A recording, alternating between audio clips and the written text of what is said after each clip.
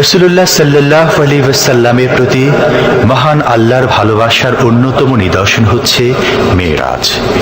এর মাধ্যমে আল্লাহ রাব্বুল আলামিন তার বন্ধুকে নিজের সান্নিধ্যে নিয়েছিলেন। এখন আমরা শুনব সেই মেরাজের কাহিনী। দুলির ধরা থেকে রাসূলকে আরশে আজিমে নিয়ে যাওয়া হবে। বোরাক এলো। বোরাক হচ্ছে বারকুন থেকে উৎপত্তি। এর অর্থ হচ্ছে বিজলি, বৈদ্যুতিক গতি সম্পন্ন, ঘোড়ার চাইতে ছোট, খচ্চরের চাইতে বড়, এই জাতীয় একটা প্রাণীর মতো হযরত জিবরাইল নিয়ে আসলে। আমাদের দেশে কারো কারো বাড়িতে আয়নায় বান্ধানো থাকে এই ছবিটা। ঘোড়া আছে, দুইটা ডানা আছে, মাথাটা মেয়ে লোকের মতো, চুলগুলো ঝুলে পড়ছে, নিচে লেখা আছে হাজা বুরাকুন নবী সাল্লাল্লাহু আলাইহি ওয়াসাল্লাম। আন্দাজে কোথায় পাইছে আল্লাহ জানে, মিথ্যে কথা, বাজে কথা। আল্লাহ এরকম একটা মেয়ে লোক মার্কা ঘোড়া পাঠাইছিল হুজুরকে নেওয়ার জন্য, এটা কথা হইল। রাসূলকে মক্কা থেকে উম্মে বাবে উম্মে হানি থেকে হুজুরকে বের করে নিয়ে যাওয়া হলো বাইতুল মাকদাসে। সমস্ত পয়গম্বর দুনিয়া আল্লাহ যাদের পাঠিয়েছিলেন সমস্ত রূহ উপস্থিত ছিল সেখানে। রাসূল করিম সাল্লাল্লাহু আলাইহি ওয়াসাল্লাম এখান থেকে মেরাজ করলেন। এতটুকু ছিল ইসরা। কোরআনে কারীম বলছে, আজকের কারি সাহেব যেখান থেকে তেলাওয়াত করেছিলেন, সুবহানাল্লাযী আসরা বিআবদিহি লাইলাম মিনাল মাসজিদিল হারামি ইলাল মাসজিদিল আকসা। সুবহানাল্লাযী, সমস্ত দুর্বলতা অক্ষমতা থেকে মুক্ত সেই সত্তা যিনি তার বান্দাকে ইসরা করিয়েছেন, মেরাজ করিয়েছেন। সুবহানাল্লাহ। সমস্ত দুর্বলতা অক্ষমতা থেকে মুক্ত তিনি পার করে নিয়ে গিয়েছেন। তারপরে মুহূর্তের ভিতরে মহাশূন্য পাড়ি দিয়ে, সেই মহাশূন্য মানে কি? এইখান থেকে সূর্য কত দূরে জানেন না? 9,30,00,000 মাইল দূরে এখান থেকে সূর্য। সেই সূর্য, তারপরে রয়েছে গ্যালাক্সি, মিল্কি ওয়ে, গ্রহ নক্ষত্র, সে যে কত দূরে, যে সমস্ত তারকা, এমন বহুত তারকা আছে যে তারকা সৃষ্টির পর তার আলো পৃথিবীর মাটি আজ পর্যন্ত স্পর্শ করে নাই, অথচ আলোর গতি প্রতি সেকেন্ডে কত মাইল? 1,86,000 মাইল। এই 1,86,000 মাইলের সেকেন্ড, এর মিনিট, এর ঘন্টা, এর দিন, এর সপ্তাহ, এর মাস, এর বছর, এটাকে বলা হয় লাইট ইয়ার, আলোকবর্ষ। সেই তারকা তৈরি হওয়ার পর কত সহস্র সহস্র লাইট ইয়ার চলে গেল, আজও পর্যন্ত সেই তারকার আলো পৃথিবীর মাটি স্পর্শ করতে পারে নাই। তাহলে সেই তারা কোথায়? আল্লাহ রাব্বুল আলামিন তার হাবিবকে চাঁদ, সূর্য, গ্রহ, নক্ষত্র, মহাশূন্য পাড়ি দিয়ে, তারপরে 7 আকাশ পাড়ি দিয়ে সিদরাতুল মুনতাহা পর্যন্ত নিয়ে গেলেন। জোরে কোন সুবহানাল্লাহ। এবার সিদরাতুল মুনতাহা পর্যন্ত যাওয়ার পথে যত ঘটনা ঘটল সেগুলো আপনারা ইতিহাস থেকে পড়ে নেবেন, ওগুলি বলার সময় আমার কাছে নাই। সিদরাতুল মুনতাহায় যাওয়ার পর হযরত জিবরাইল বলেন, আর আমি যেতে পারবো না, এটা হলো বিপজ্জনক বর্ডার।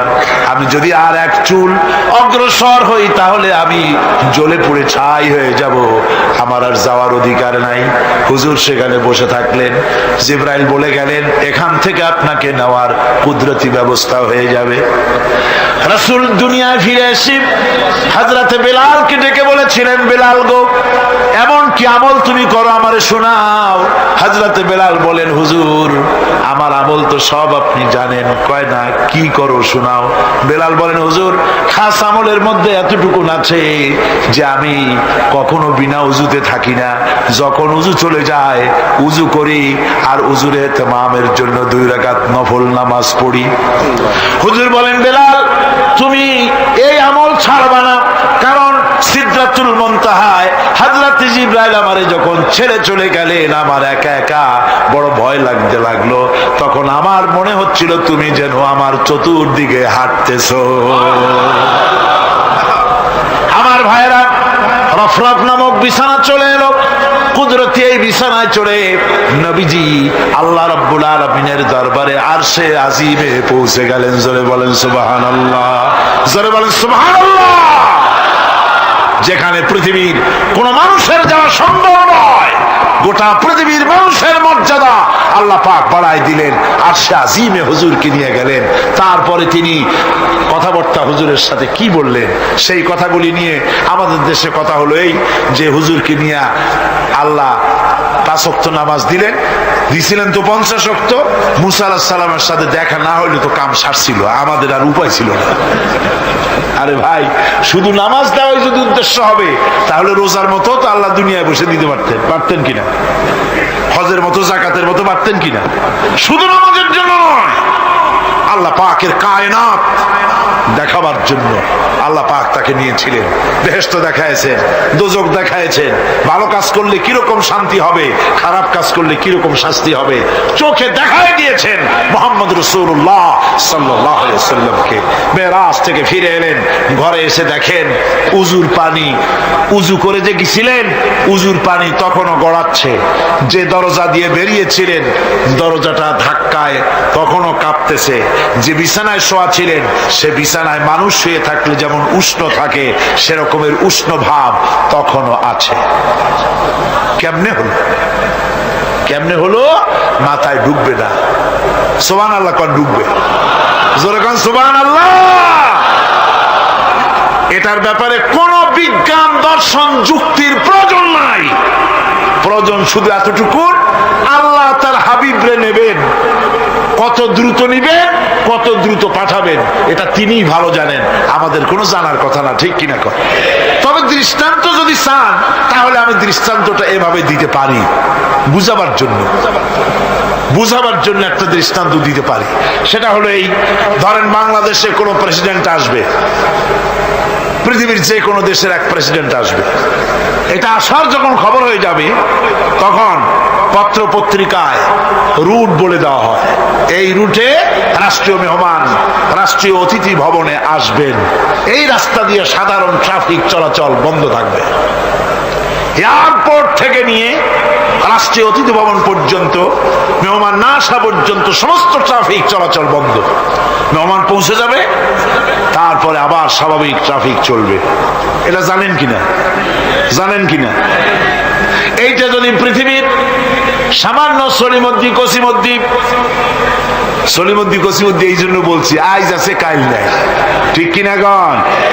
আজ মন্ত্রিত্ব গেল, কালকে রাস্তায় দাঁড়ায় বলবে রিকশাওয়ালা আমার একটু নেওয়া, বাজারে মাছ কিনতে যাব। ঠিক কিনা? সুতরাং এদের তো কোনো মর্যাদা নাই।